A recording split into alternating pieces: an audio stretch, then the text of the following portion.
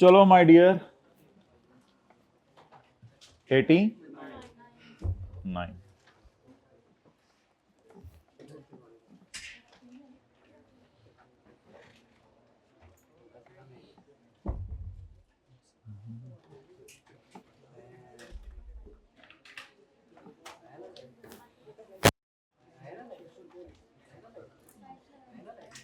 tomorrow we will be having a conference on IS 1037 IS 1037 पे conference होगी, वही हमारी इंशाल्लाह 2 बजे शुरू होगी और 6 बजे ख़त्म होगी। इस कॉन्फ्रेंस में हम IS 1037 पे बात करेंगे, ठीक है।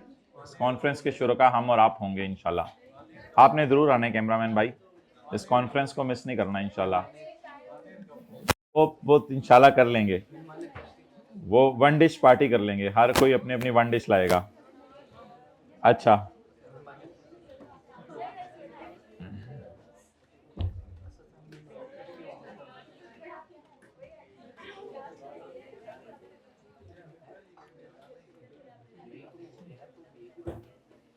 IS 10 निकाल लें।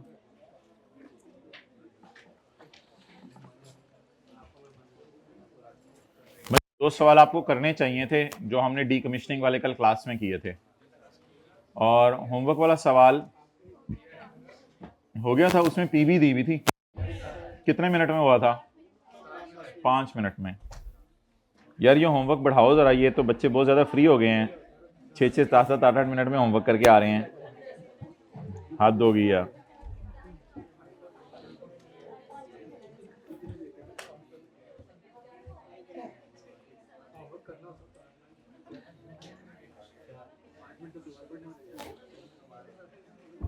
पाँच मिनट सवाल पढ़ने में लग जाते हैं, इनको कोई जवाब देना चाहे? जी जी, सिलेबस रिलेटेड क्यूरीज पूछा करें मेरे से। पेज 361 भाई, एससी 22 पे करवा दो। पेज 3, वो वाला भी भाई।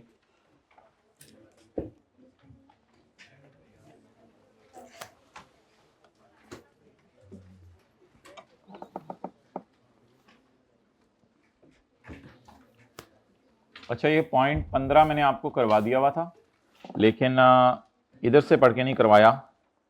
अब आप जरा देख लें पॉइंट 15 का क्या करना है। On 23 April 2014 we came to know that mobiles valuing 30 lakh were stolen from a warehouse in November 13। हमारा ईयर एंड बोलें 31/12/13। फाइनेंशियल स्टेटमेंट्स कब ऑथोराइज हुई फॉर इशू? 31 मार्च 14। हमें इस दिन पता चला कि इस दिन चोरी हुई, लेकिन हमने अपनी बैलेंस शीट में वैसे शो कर दिया हुआ है क्योंकि हमें चोरी का पता नहीं था। बताएं जी। Excellent, it is out of scope of IAS 10। ये IAS 10 के स्कोप से बाहर है। इस पे असल में तो IAS 8 लगेगा, लेकिन वो 2014 में लगेगा। 13 में हम कमेंट करके आएंगे। पता नहीं, वैसे ये लिख के आने की जरूरत नहीं है, because we came to know after authorisation of financial statements by directors, so it falls outside the scope of IAS 37।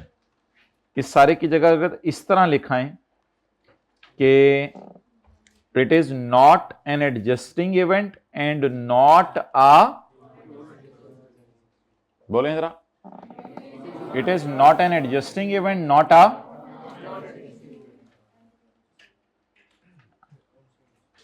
अब एक चीज है ही नहीं ना। मिसाल के तौर पे एक आपको बंदर नजर आया है, अब ना ये लड़का है ना ये लड़की है, ये तो बंदर है ना। तो इट इज नॉट अ लड़का, इट इज नॉट अ लड़की, बिकॉज इट इज जानवर। तो it is not an adjusting event and not a not, as it is discovered after the, और फुल स्टॉप से पहले आप डाल सकते हैं and falls out of the scope of IAS 10। So no accounting treatment will be made in 2000। So no accounting treatment slash disclosure will be made in 2013। ना इसकी कोई काउंटिंग एंट्री होगी ना डिस्क्लोजर होगा। क्योंकि हम कुछ कर ही नहीं सकते, पता ही बाद में चले, अब हम क्या करें। अब फोन करके फाइनेंशियल स्टेटमेंट्स दोबारा तो नहीं मंगवा सकते यूजर्स के घरों से, उन्होंने कहा आपको दोबारा हम फाइनेंशियल स्टेटमेंट्स प्रिंट करा के देते हैं, डायरेक्टर से दोबारा ऑथराइजेशन कराते हैं। तो डायरेक्टर से जब ऑथराइजेशन हो गई तो बोलें इस दिन के बाद बात हाथ से निकल चुकी है, बोलें इस दिन के बाद बात हाथ से निकल चुकी है, IS 10 नहीं लग सकता।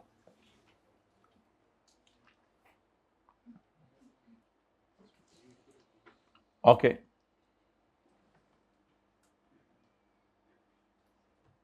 जी, हाइब्रिड में सेकंड लास्ट रो मोबाइल जरा थोड़ा सा अच्छा लिख रहे हैं, सॉरी मैं समझा मोबाइल। आगे चलें जी।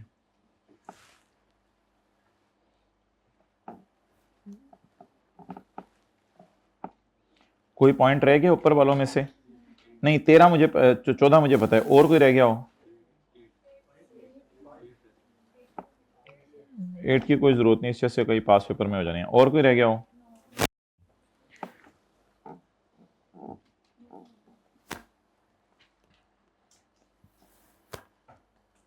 ये पता चल गया ना ये 3 महीने कौन से हैं? ये बैलेंस शीट डेट है, ये ऑथराइजेशन है। तो इस दिन सैलाब आया, इस दिन चीज सस्ती बिकी, इन्वेंट्री, तो इट इज इन। इस दिन सैलाब आया, इस दिन चीज सस्ती बिकी, बस इस दिन गए तो चीज सस्ती बिकी, कोई वजह नहीं सवाल ने बताई भी।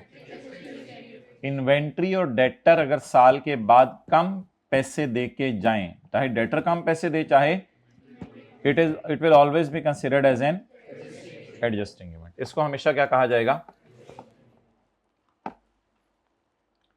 एक इस रूल की एक्सेप्शन है, date is investment, date is investment. We own investments costing ₹40 on 31 December 13। These are sold on 4 January for 35। Investments में आप क्या करेंगे कि इनको 40 पर ही रखेंगे, 35 पे नहीं लाएंगे। हालांकि इन्वेस्टमेंट्स भी हमें साल के बाद कम देके गई हैं, लेकिन इनको 40 पे ही रखें। Rule 2, if question is silent about reason for change in value of investment in shares, then we will consider it as a, इसको नॉन एडजस्टिंग इवेंट समझेंगे। इसकी वजह सुन लें, क्योंकि ना इन्वेस्टमेंट्स की प्राइस डेली ऊपर नीचे हो रही होती है, इन्वेंट्री की प्राइस तो डेली ऊपर नीचे नहीं हो रही होती। गोश्त है, गाड़ियां हैं, चिकन है, सारी चीजें, इनकी प्राइस कहां डेली ऊपर नीचे हो रही होती है। डेटर से पैसे लेना कहां ऊपर नीचे हो रहा होता है। लेकिन इन्वेस्टमेंट्स बाय डिफॉल्ट उनकी नेचर ऐसी लिक्विड है, ये लिक्विड नेचर की चीजें हैं, लिक्विडिटी। तो इन्वेस्टमेंट्स एक लिक्विड एसेट है जो जल्दी से बिक जाता है, इसकी प्राइस डेली बाजार में ऊपर नीचे हो रही होती है। तो दैट्स वाई डेटर और इन्वेंट्री साल के बाद कम पैसे देके जाएं तो date is a adjusting event, लेकिन इन्वेस्टमेंट अगर साल के बाद कम पैसे देके जाए और रीजन साइलेंट हो, debt is a non adjusting event. So लिखें, मटेरियल इमटेरियल तो लिख के आना है, वो तो लिख के आना है। Sale of investments after year and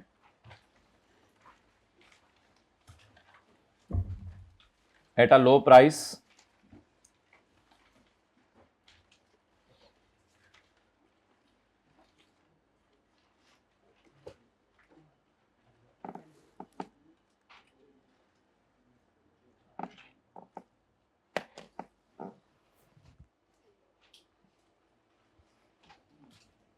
is normally indicative of a condition।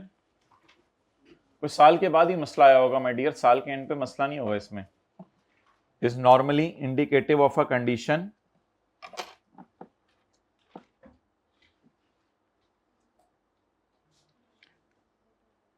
that arose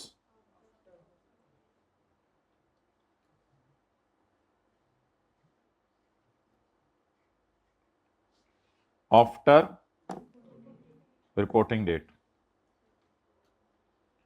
That's why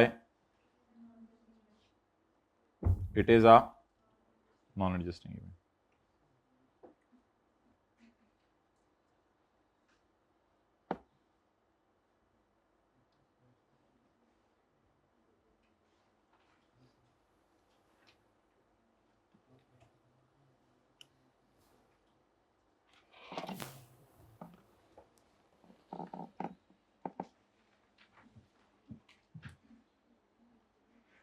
चलें, कोई क्लास का अच्छा बच्चा जो नोट्स में पिक्चर अटैच हुई थी उसके डिस्क्लोजर के नोट की हेडिंग्स बता दे, अगर किसी को याद है हाथ खड़ा करके। चलें छोड़ें, हाथ खड़ा करके बता, आपको याद है? डेट ऑफ ऑथराइजेशन, एक डेट ऑफ ऑथराइजेशन थी कि डायरेक्टर ने किस दिन ऑथराइज किया, और हमारा सवाल अगर चल रहा होगा तो date of authorisation is 31 March, और एक और थी events after the reporting date. ये दो डिस्क्लोजर हैं IAS 10 के, जो हमें इंशाल्लाह पास पेपर के क्वेश्चन 2 फाइनल अकाउंट में बनाने होंगे। आज हम इंशाल्लाह फाइनल अकाउंट शुरू कर देंगे साथ ही, फिर 1037 थोड़ा थोड़ा साथ चलाते रहेंगे, ताकि 1037 में थ्योरेटिकल सवाल होते हैं तो फाइनल अकाउंट में न्यूमेरिकल होते हैं, तो न्यूमेरिकल थ्योरी जरा साथ साथ चलती रही। तो आज से फाइनल अकाउंट हम शुरू करने लगे हैं, और एक और क्लास में भी हमने फाइनल अकाउंट आपको पता है किए में है। एक पास पेपर का क्वेश्चन 11 हमने किया था। ओके, एनुअल रिपोर्ट किधर है? एनुअल रिपोर्ट ये मैं माय डियर आपसे पूछ रहा था, बार बार बस देखें तो याद हो जाएंगी चीजें। डेट ऑफ फॉर इशू और events after the reporting date. ये 10 में कोई ऐसी चीज बताएं जो मटेरियल है या इमटेरियल है, फिर भी डिस्क्लोज करनी है। 19 की फाइनेंशियल स्टेटमेंट्स में 19 का फाइनल डिविडेंड डिस्क्लोज करना है, लेकिन 20 की फाइनेंशियल स्टेटमेंट्स में 19 का final dividend statement of change equity के अंदर रिकॉर्ड करना है। तो ये दो बातें आपसे की थी।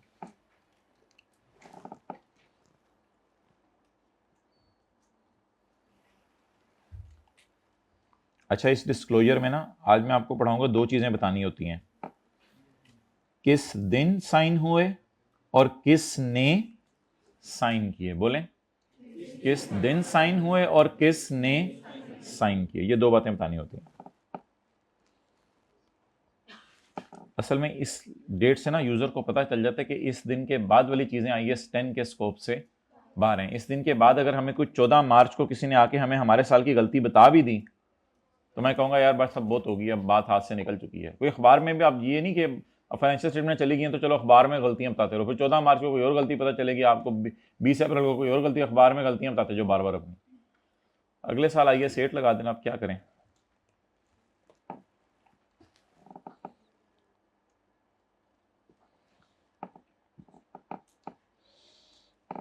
ओके,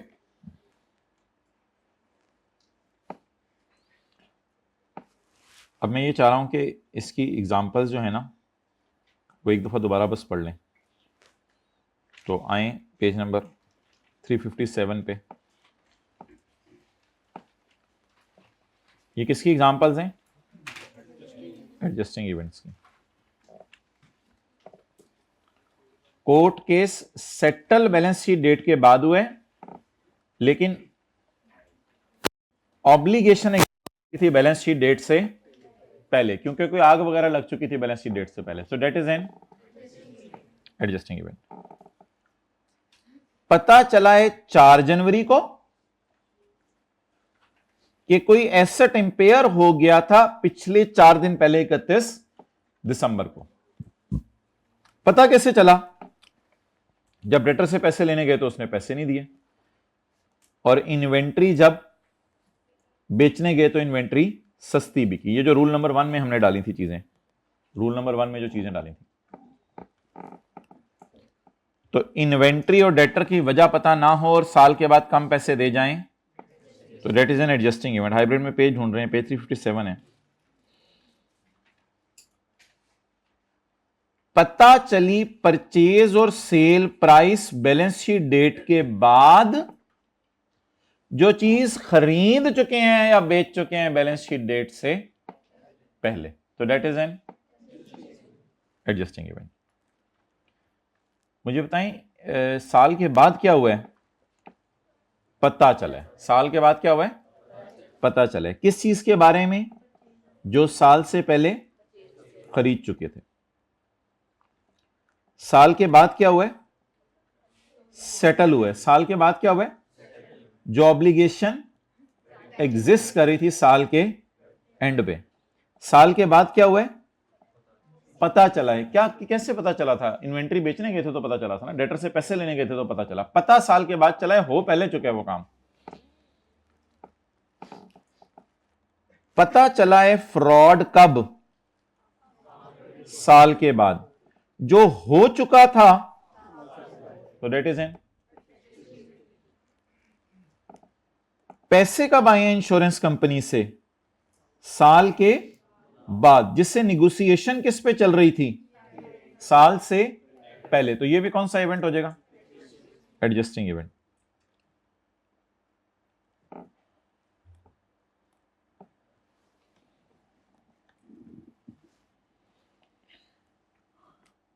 अगर साल से पहले आप अनाउंस कर दें कि मैंने एम्प्लॉयज को बोनस या कमीशन देना है सेल का 2% या प्रॉफिट का 2%, तो फिर प्रॉफिट या सेल तो साल के बाद ही पता चलेगी जब ऑडिटर्स वगैरह आएंगे।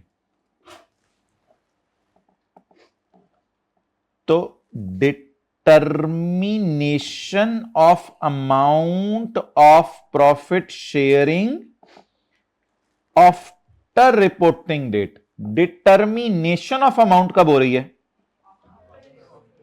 जरा डबल अंडरलाइन करें, डिटर्मिनेशन ऑफ अमाउंट। साल के बाद क्या डिटर्मिन हो रहा है? जरा जल्दी बताएं। Determination of amount. Determination of amount ये एक इवेंट है। डिटर्मिनेशन ऑफ अमाउंट यानी कैलकुलेटर पकड़ के सेल पे 2% लगा दिया, इसको मैं कहूंगा determination of amount. Determination of amount हुई कब? जरा जल्दी से बताएं। रेड डबल अंडरलाइन करके बताएं क्या हुआ? अमाउंट डिटरमिन हुई। येलो हाइलाइटर पढ़ के बताएं कब हुआ? अब बोलें। बैलेंस शीट डेट के बाद पता चला, बैलेंस शीट डेट के बाद पता चला कि कितना प्रॉफिट या बोनस देना है। अगर मेरे ऊपर लीगल या कंस्ट्रक्टिव ऑब्लिगेशन है एट द एंड ऑफ, अगर मैंने साल से पहले, गवर्नमेंट ने मुझे कह दिया था दो, या साल से पहले जो है वो मैंने अनाउंस कर दिया था कि मैंने देना है, फिर अमाउंट अगर अगले साल कैलकुलेट हो रही है तो अल्लाह का शुक्र है उसी अमाउंट की ला के हमारे साल क्या कर दें? एंट्री कर दें। तो देखें, आप फरवरी के अंदर बैठे हैं, आपको पता चल गया पिछले साल का प्रॉफिट है 10 मिलियन। अब आप 10 मिलियन का 2% अगर आपने अपने एम्प्लॉयज को देना है तो दे दें। अब हमारे साल आके एंट्री किससे करेंगे? 10 मिलियन ज़रब 2%। लेकिन इसके लिए एक कंडीशन है, क्या साल से पहले होना जरूरी है?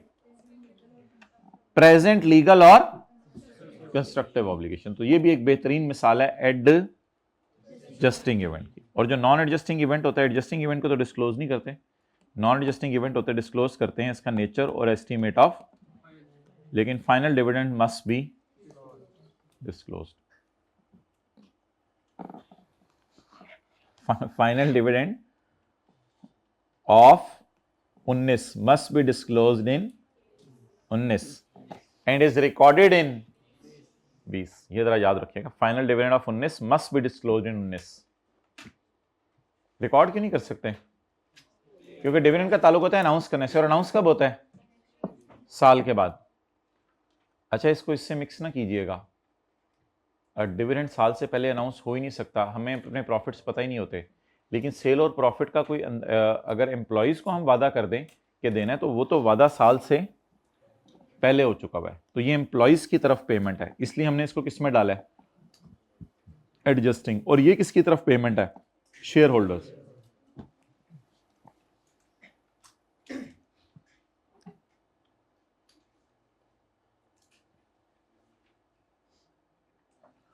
इसका तो अब कोई फायदा नहीं। एडजस्टिंग इवेंट की जनरल एंट्री करनी है, नॉन एडजस्टिंग अगर मटेरियल है तो डिस्क्लोज कर दें, इमटेरियल है तो डिस्क्लोज ना करें। गोइंग कंसर्न अभी देख लेंगे हम।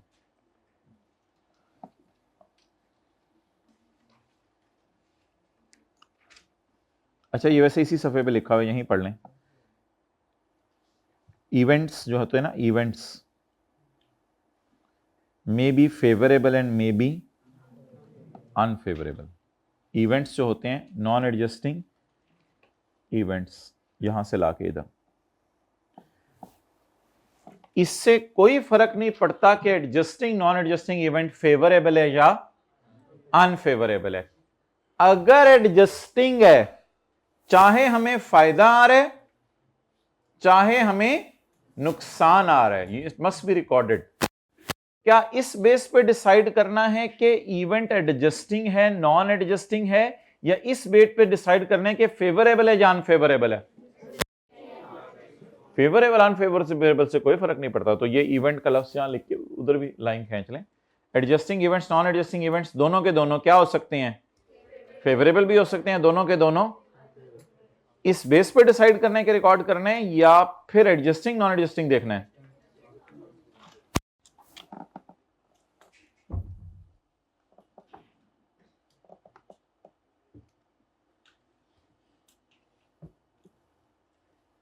तो बस नोट्स में लिख दीजिएगा जो लिख रहे हैं, पेज 357 कंप्लीटेड, और कुछ नहीं लिखने की जरूरत। अच्छा जी, events after the reporting period और दोज इवेंट्स, बोलें events after the reporting period और may be favourable and may be, पढ़ें events after the period balance sheet date के बाद, और बोथ फेवरेबल एंड कर between the end of the reporting date and the date financial statements are. Adjusting event को हमने adjust करना होता है और नॉन एडजस्टिंग इवेंट को एडजस्ट, लेकिन अगर मटेरियल है तो इनको डिस्क्लोज करना होता है। अगर एक एंटिटी डिविडेंड डिक्लेयर करती है अपने इक्विटी इंस्ट्रूमेंट्स वालों को बैलेंस शीट डेट के बाद,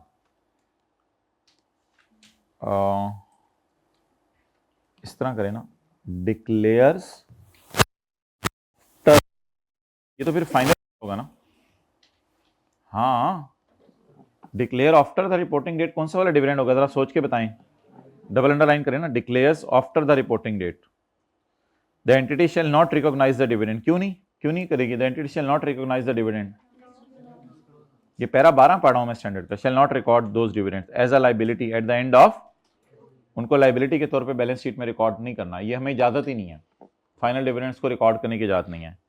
सच डिविडेंड्स आर, जिसको हमने कल मस्ट का लफ्ज यूज किया था, सच डिविडेंड्स मस्ट बी डिस्क्लोज्ड। इनको डिस्क्लोज जरूर करें इन अकॉर्डेंस विद IAS 1, और इसका डिस्क्लोजर कल पिक्चर में अटैच था, वो जो भी दिखाया आपको डेट ऑफ ऑथराइजेशन के नीचे, events after the reporting date. In Pakistan final dividend is proposed by board of directors. Final dividend Pakistan में बोर्ड ऑफ डायरेक्टर प्रपोज करते हैं, and it is approved in AGM, that is date of recording liability in date of AGM जैसी होती है, हम इसको liability के तौर पे रिकॉर्ड कर लेते हैं। Interim dividend is declared by directors, ये फिर पाकिस्तान में शेयर होल्डर्स इसको अप्रूव नहीं करते। It is declared by directors, that is declaration and liability is recognised on the date of directors meeting. तो आमतौर पे फाइनल डिविडेंड जब सारे ओनर्स बिजनेस के आए तब पाकिस्तान में रिकॉर्ड किए जाते हैं, और इंटरिम डिविडेंड जब डायरेक्टर अनाउंस कर दें तब रिकॉर्ड किए जाते हैं। मेरा नहीं ख्याल इस लाइन की कोई सिग्निफिकेंस है। चलिए जी, IAS 10 के डिस्क्लोजर्स पढ़ना शुरू करें।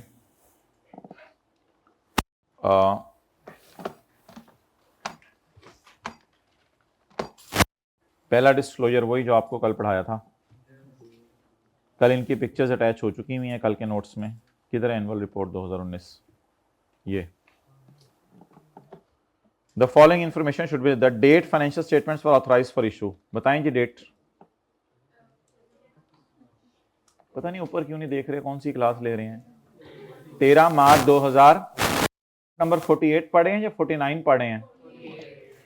48, नोट 48। द पर्सन और persons who authorise the issue, board of directors. Sir ये पेपर में कैसे डिस्क्लोजर आएगा और हमने कैसे जवाब देने हैं? बस आपने ये जवाब देना होगा, या फिर कई दफा ऐसा भी आई कैप आजकल कर है, financial statements are authorised on March 13, 2020, ये लिख के फुल स्टॉप लगा देते हैं, और इस नोट के अंदर एरर बताओ, तो आप क्या एरर बताएंगे? The person who authorise the issue of financial statement is not disclosed, ये आप एरर बता देंगे उसके अंदर। बनाना पड़ा तो इस तरह डेड लाइन बना के दे देंगे, और हेडिंग भी याद रख लीजिएगा, डेट ऑफ फॉर इशू।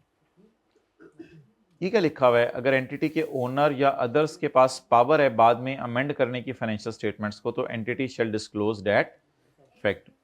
तो पाकिस्तान में तो ऐसा कुछ नहीं है कि ओनर्स तो बहुत ज़्यादा होते हैं ना, ओनर्स तो डायरेक्टर्स नहीं होते, डायरेक्टर्स तो आपको पता है वो गिने चुने होते हैं आमतौर पे। तो अगर किसी मुल्क में ओनर्स को बाद में पावर है कि फाइनेंशियल स्टेटमेंट्स अपनी मीटिंग में बदल दें, तो ये बात यूज़र को बता दें यहाँ लिख के कि इन दिस कंट्री ओनर्स बाद में बदल भी सकते हैं इन फाइनेंशियल स्टेटमेंट्स को, तो इस तरह की लाइन लिख के बता दें। कहते हैं डेट बताना क्यों ज़रूरी है, इसकी लॉजिक बता। ये डेट बताना क्यों जरूरी है? It is important for users to know the date because, वजह बताएं my dear, because the financial statement do not reflect the events, क्योंकि मार्च 13 के बाद अगर कुछ भी हमें पता चल जाए हमारे साल में, तो हम उसके बारे में यूजर्स को कुछ भी नहीं बता सकते। वैसे कुछ हुआ था इन डेट्स के बाद? हाँ, अभी एक मिसाल हमने की थी। इस डेट के बाद जो है वो हमें पता चला था कि नवंबर में चोरी होगी है, लेकिन इसका हम कुछ कर नहीं सकते अब। तो ये डेट बताना क्यों जरूरी है? ताकि यूजर्स को पता चले इस डेट के बाद जो कुछ भी हुआ है वो रिफ्लेक्ट नहीं किया हमने। हम कर भी कैसे सकते हैं, हद होती है ना एक चीज की।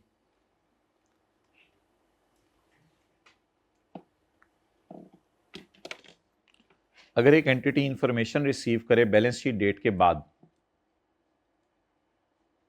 about a masla that existed at the end of reporting date, it shall update the disclosures that relate to those conditions in the light of new information.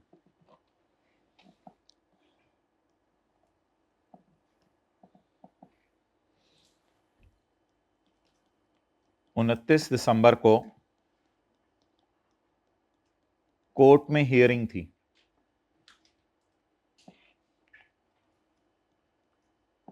उसके बाद लॉयर ने कहा कि पॉसिबिलिटी है कि 7 मिलियन देने पड़ेंगे, but still it is possibility, still it is possibility. 4 जनवरी को कोर्ट में दोबारा हियरिंग हुई। अब लॉयर ने कहा कि पॉसिबिलिटी, मुझे अब जो है ना पॉसिबल है कि 9 मिलियन देने पड़ेंगे। अब नहीं, it is still contingent liability, अल्हम्दुलिल्लाह it is still contingent liability, but giving brief nature of event and estimate of financial, how should I update my disclosures? मेरे ख्याल से मुझे पहले भी मैं मान रहा था कंटिंजेंट लायबिलिटी है, अब भी मैं मान रहा हूं कंटिंजेंट लायबिलिटी है, लेकिन जब मैं एस्टीमेट दूं अमाउंट का तो मैं बताऊं मेरे ख्याल से अब 9 मिलियन देने पड़ेंगे, लेकिन अल्लाह का शुक्र है अभी तक चांस देने का लो ही है, हाई नहीं है। ठीक है, लेकिन ऐसा भी हो सकता है कि हमें डिस्क्लोजर अपडेट ना करने पड़े। हमें इस सूरत में तो डिस्क्लोजर अपडेट होंगे। ऐसा भी हो सकता है हमें डिस्क्लोजर अपडेट ना करने पड़े, हमें उल्टा जनरल एंट्री करनी पड़े कि लॉयर कह दे अब तो भाईजान आप फारग हो रहे हैं, अब कोर्ट हियरिंग के बाद ये प्रोबेबल बन गया, फिर तो अपडेट डिस्क्लोजर की भी जरूरत नहीं होगी, फिर तो ऑल टुगेदर जर्नल एंट्री नहीं करनी पड़ेगी। तो ये मैंने फिलहाल आपको डिस्क्लोजर अपडेट करने की एग्जांपल दिया है। अपडेशन में आप कितना डालेंगे? 9 डालेंगे, यानी 2 से कॉन्टिंजेंट लायबिलिटी बढ़ गई है, लेकिन ऑब्वियसली ये लायबिलिटी बैलेंस शीट में नहीं आती, आपको पता है, ये सिर्फ क्या होती है, डिस्क्लो। तो अपडेट डिस्क्लोजर की मिसाल लिख लें। डिस्क्लोजर आपको अपडेट करने पड़ेंगे। यार मेरे ख्याल से ये अपडेट अपने ही लेवल पे करने पड़ेंगे, क्योंकि यूजर को तो 7 मिलियन अभी बताया नहीं होगा ना। मेरी बात सुने, छोड़ें यार, लिखते तो रहते हैं। ये डिस्क्लोजर अपने एतबार से अपडेट करने पड़ेंगे। यूजर को तो पहले नहीं बताया होगा कि 7 मिलियन है, अभी तो फाइनेंशियल स्टेटमेंट हमारे हाथ में है, बस बेहतर है फिगर्स अपडेट करके उनको भेज दें। ये मैसेज कम्युनिकेट नहीं हुआ तो डिलीट फॉर ऑल की क्या जरूरत है? अभी तो ड्राफ्ट्स में पड़ा हुआ है।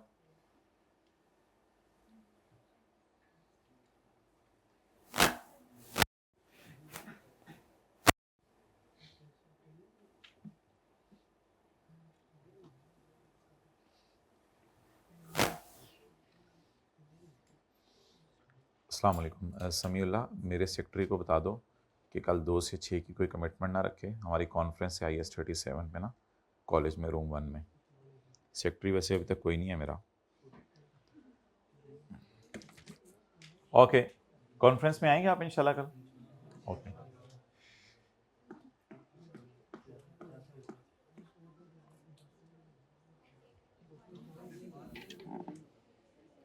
आउटसाइडर्स अलाउड है, ले आइएगा, कोई मसला नहीं। कॉन्फ्रेंस को लाइएगा, अब्बू को लाइएगा, आउटसाइडर्स अलाउड है, कोई मसला नहीं। उसको वर्ल्ड लेवल पे लाइव कर देना भाई कॉन्फ्रेंस को, कल लाइव स्ट्रीमिंग करो। ओके, अच्छा जी, वेन्यू यही है, room number 1, H2O if you like with NaCl।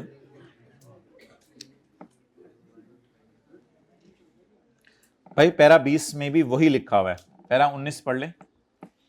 If entity receives information after the reporting date, कब पता चले वैसे इसको? 4 जनवरी को, after the reporting date, about a मसला that existed at the, it shall update the disclosure that relate to those conditions in the light of new information. किसी को पता है न्यू इंफॉर्मेशन कब मिली है?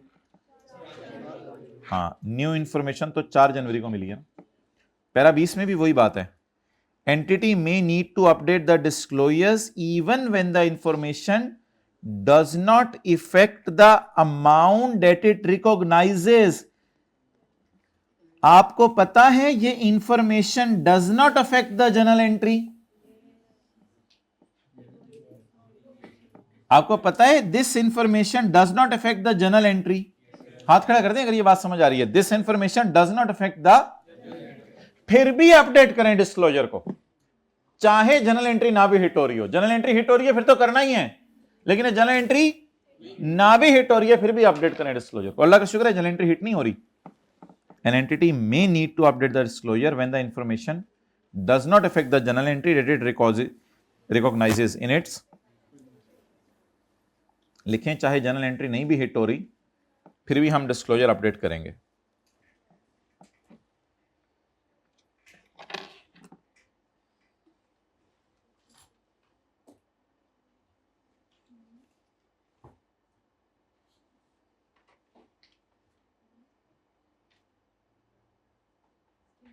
जी जी भाई, सीसी को 16 पे करना है, 25 पे कर दें भाई।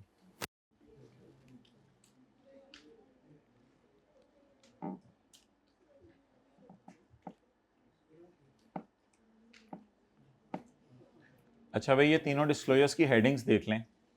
पहले डिस्क्लोजर की हेडिंग क्या थी?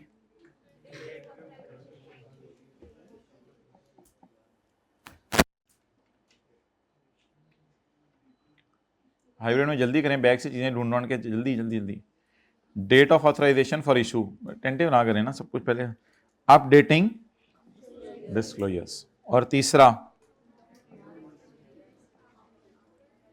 ऑब्वियसली अगर नॉन एडजस्टिंग इवेंट है, मटेरियल है, तो इसको डिस्क्लोज ना करना यूजर के इकोनॉमिक डिसीजन को अफेक्ट कर सकता है। तो इसलिए कहता है मेरा मशवरा ये लॉजिक बता रहा है, बस करना क्या है वो बताना। An entity shell disclose the nature and the estimate of non adjusting event. तो नॉन एडजस्टिंग इवेंट की नेचर बता दें यूजर को और एस्टीमेट ऑफ, या अगर एस्टीमेट नहीं लग रहा तो बता दें, स्टेटमेंट एक दे दें कि ये एस्टीमेट नहीं लग सकता, तो फिर खाली नेचर बता दें। कई दफा होता है ना, कितने पैसे देने पड़ेंगे उसका अंदाजा नहीं लग रहा, तो यूजर को बता दें। लेकिन ये ना कहें कि ये नहीं लिखा हुआ आगे nature of event and if nature is not known, अगर नेचर पता नहीं चल रही तो बता दें कि नेचर पता नहीं चल रही। ये नहीं हो सकता कि जो हो गया उसको पता ही नहीं चल रहा क्या हुआ है। नेचर के आगे उसने नहीं लिखा हुआ अगर नेचर पता नहीं चल रही तो ये करें। अमाउंट के आगे उसने लिख दिया है नेचर भी बताओ अमाउंट भी बताओ, लेकिन अगर अमाउंट पता तो ये बता दो कि अमाउंट पता नहीं चल रही, अब क्या करें।